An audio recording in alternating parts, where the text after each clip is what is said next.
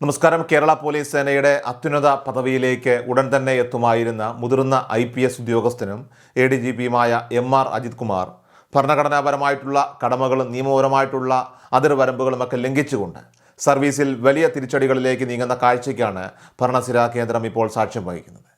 മുൻപ് പ്രതിപക്ഷ പാർട്ടിയുടെ യുവജന പ്രസ്ഥാനങ്ങളുടെ പ്രതിഷേധങ്ങളെ തികച്ചും ക്രൂരമായ രീതിയിൽ കൈകാര്യം ചെയ്യുകയും അതിന് ഔദ്യോഗിക പദവിയുടെ സംരക്ഷണം മാത്രം മതിയെന്ന തെറ്റായ ചിന്ത പുലർത്തുകയും ചെയ്തത് അദ്ദേഹത്തിൻ്റെ ഔദ്യോഗിക ജീവിതത്തിന് തന്നെ വലിയ ഭീഷണിയായി മാറി. സർക്കാരിൻ്റെയും ഉയർന്ന ഭരണാധികാരികളുടെയും രാഷ്ട്രീയ സംരക്ഷണം എല്ലാ കാലത്തും തനിക്ക് തുണയായി ലഭിക്കുമെന്ന ഉറച്ച പ്രതീക്ഷയിലായിരുന്നു അദ്ദേഹം മുന്നോട്ട് പോയിരുന്നത്.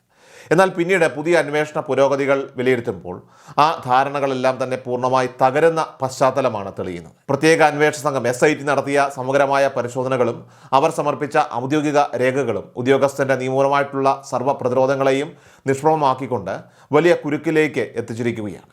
കേന്ദ്ര അന്വേഷണത്തിന് നേതൃത്വം നൽകിയ SIT തലവനും മുതിർന്ന IPS ഉദ്യോഗസ്ഥനുമായ ഷൗക്കത്ത് അലിയുടെ അന്വേഷണ രീതികളെയും അതിൻ്റെ കണ്ടെത്തലുകളെയും തള്ളിക്കളയാൻ പോലീസിലെ ഉയർന്ന വിഭാഗങ്ങൾക്കോ സംസ്ഥാന ഭരണകൂടത്തിനോ ഇപ്പോൾ സാധിക്കാത്ത അവസ്ഥയാണ് ഉള്ളത്.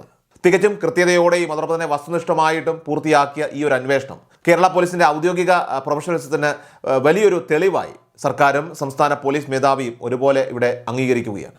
അന്വേഷണ ഉദ്യോഗസ്ഥരെ നേരിട്ട് സ്വാധീനിച്ചുകൊണ്ട് മുൻപ് തയ്യാറാക്കിയ കേസ് ഡയറികളിൽ കൃത്രിമം കാണിക്കാനും നിയമ നടപടികളെയൊക്കെ തന്നെ വഴിതിരിച്ചു വിടാനും ADGPയുടെ ഭാഗത്തുനിന്ന് നേരിട്ട് ശ്രമങ്ങൾ ഉണ്ടായെന്ന് അന്നത്തെ കേസ് അന്വേഷിച്ചിരുന്ന പോലീസുകാർ തന്നെ SITക്ക് മുന്നിൽ തുറന്നു സമ്മതിച്ചിട്ടുണ്ട്.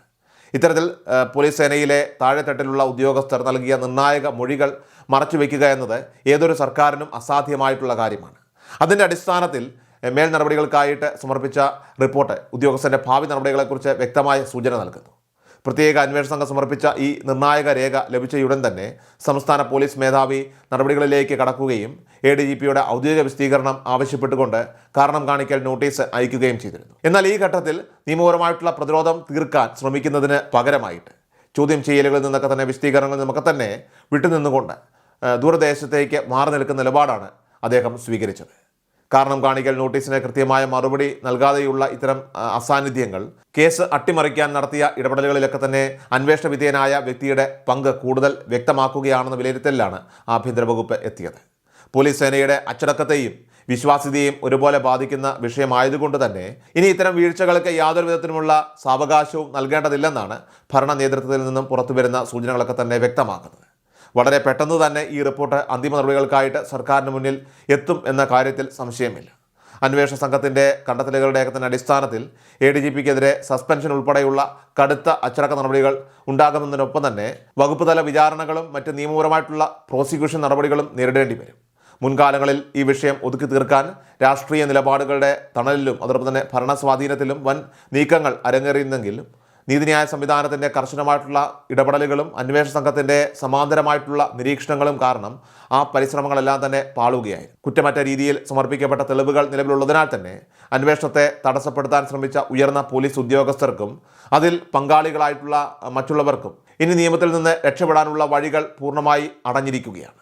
അതേസമയം പ്രക്ഷോഭങ്ങൾക്ക് ഇരയായവർക്ക് നീതി ഉറപ്പാക്കുന്നതിനായിട്ട് അന്നത്തെ പ്രതിപക്ഷവും ഇന്നത്തെ ഭരണപക്ഷവുമായിട്ടുള്ള പ്രമുഖ നേതാക്കളും ഈ വിഷയത്തിൽ സജീവമായി ഇടപെട്ടിട്ടുണ്ട്. രാജ്യത്തെ പ്രമുഖ കോൺഗ്രസ് നേതാവും ACC സംഘടനാ ജനറൽ സെക്രട്ടറിയുമായ KC വേണുഗോപാൽ MP നേരിട്ട് തന്നെ ഈ വിഷയത്തിൽ നിരീക്ഷണ ചുമതല ഏറ്റെടുക്കുകയും നീതി ലഭിക്കും വരെ നിയമപോരാട്ടം തുടരുമെന്ന് പ്രഖ്യാപിക്കുകയും ചെയ്തു കഴിഞ്ഞു. കേസ് ഡയറിയിൽ കൃത്രിമം കാണിക്കുകയും തെളിവുകൾ ഇല്ലാതാക്കാനായിട്ട് ശ്രമിക്കുകയും ചെയ്ത അട്ടിമറിക്കാരെ യാതൊരു കാരണവശാലും വിട്ടുവീഴ്ചയോടെ സമീപിക്കരുതെന്നും നിയമപരമായിട്ടുള്ള പരമാവധി ശിക്ഷ ഉറപ്പാക്കണമെന്നും ഉന്നതതലങ്ങളിൽ നിർദ്ദേശം നൽകിയിട്ടുണ്ട്. ഈ രാഷ്ട്രീയ സമ്മർദ്ദവും കേസിലെ തെളിവുകളുടെയൊക്കെ തന്നെ ബലവും കൂടിച്ചേരുമ്പോൾ വിഷയം കൂടുതൽ ശക്തമായ വിചാരണ രീതിയിലേക്ക് മാറുകയാണെന്ന കാര്യത്തിൽ തർക്കമില്ല. സർക്കാരിൻ്റെ അവസാനഘട്ട ശുപാർശകൾ കൂടി പുറത്തു വരുന്നതോടെ സംസ്ഥാന പോലീസ് ചരിത്രത്തിൽ തന്നെ അപൂർവമായിട്ടുള്ള ഒരു സസ്പെൻഷൻ അല്ലെങ്കിൽ അച്ചടക്ക നടപടിയായിരിക്കും ADGP MR അജിത് കുമാറിനെ തേടിയെത്തുക എന്ന കാര്യത്തിൽ സംശയമില്ല. പോലീസിലെ ഉന്നത പദവികളൊക്കെ തന്നെ ദുരുപയോഗം ചെയ്തുകൊണ്ട് കേസിൻ്റെ ഗതി മാറ്റാൻ ശ്രമിച്ചതിൻ്റെ പേരിൽ ഉയർന്ന അന്വേഷണ ഉദ്യോഗസ്ഥൻ തന്നെ വിചാരണ നേരിടേണ്ടി വരുന്നത് സേനയ്ക്ക് കനത്ത ആഘാതമാണെങ്കിലും സുതാര്യത ഉറപ്പാക്കാൻ ഇതല്ലാതെ മറ്റു വഴികളില്ല.